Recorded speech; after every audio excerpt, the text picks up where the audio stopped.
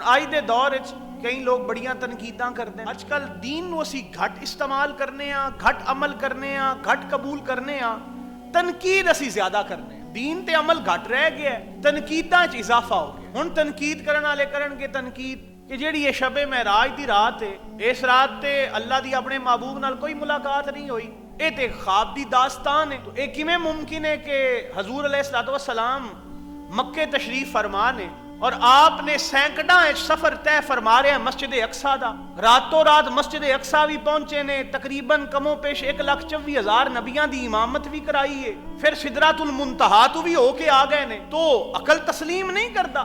تو جڑے پھر عقل نال کام لیندے نے, عشق آمد ہر دو عالم کامیاب, اے دنیا بھی بہتر ہو جاندی ہے, آخرت بھی بہتر ہو جاندی ہے, دوویں جہان وچ انسان کامیاب ہو جاندا ہے. عقل آمد دین و دنیا شد خراب. آپ فرمانے جدو عقل نال انسان چلن لگ پوندا ہے نا, پھر دنیا بھی خراب ہو جاندی ہے تے آخرت بھی خراب ہو جاندی ہے. جڑے عقل تے چلدے نے, زیادہ عقل تے زور پیندے نے, انہاں دا عقل خراب ہو جاندا. پھر انہاں دے سوالات ہوندے نے, حضور علیہ الصلوۃ والسلام اننے ٹائم وچ اتنا سفر کیویں کر سکدے؟